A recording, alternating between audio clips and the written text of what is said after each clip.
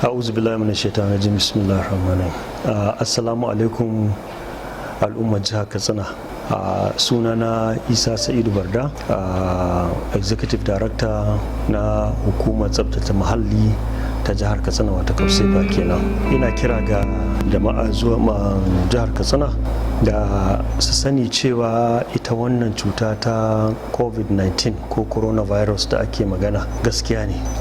Cuta ce wadda ta shigo duniya gabaki daya, wadda kuma har yanzu masana ba su san yadda za a yi da ita ba. To kiran da zan yi ga jama'a shine a kiyaye abinda su masanan suka faɗa a yi, kamar na tsabtace hannu koyaushe a wanke shi, ko kuma a sa sanitizer in ba a samu ba, in ba a samu sabulu da ruwa a wanke ba, to a keɓe kuma a daina cuɗuwa, saboda ita cuta ce wadda tana bin iska, cuta ce wadda take bin miyau da tari da atishawa. To yanda gwamnati ta ce a kiyaye, to al'umma su yi kokari su kiyaye nan don a samu a ci ƙarfin wannan cuta da ta addabi duniya gabaki daya. Mu a hukumar sefa muna iya namu kokarin na ba da gudunmuwanmu ta tabbatar cewa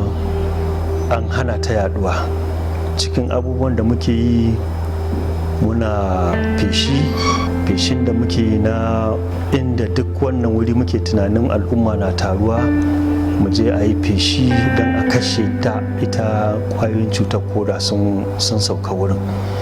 Tunda kamar yadda su masana suka ce, ita wannan kwayoyin cuta takan yi awa 2 zuwa awa 72 a wuri.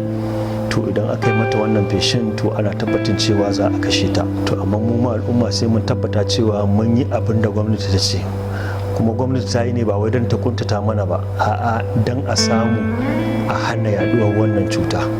To saboda haka muna kira da al'umma da Allah su bi abin da gwamnati ta ce. Ko da aka ce ka aje masallatai, ka aje kasuwanni, ba wai an yi bane don a takura mutane. Kuma masallatan nan su waɗanda suka ce ka aje su, ai su ma musulmai ne, ba magana yahudanci ciki, su ma musulmai ne. Inda za ku lura, ai Saudiya kanta wadda nan ne dai tushen musuluncin, su ma sun hana saboda yaduwar wannan cuta. Saboda haka al'umma da Allah a kiyaye, a tabbata cewa wannan social distancing da ake yi, wanke hannun nan, sa face mask din nan da ake yi, to da Allah da a kiyaye, a ci gaba da ba gwamnati haɗin kai har Allah ya kawo mana ƙarshen wannan bala'in. Na gode.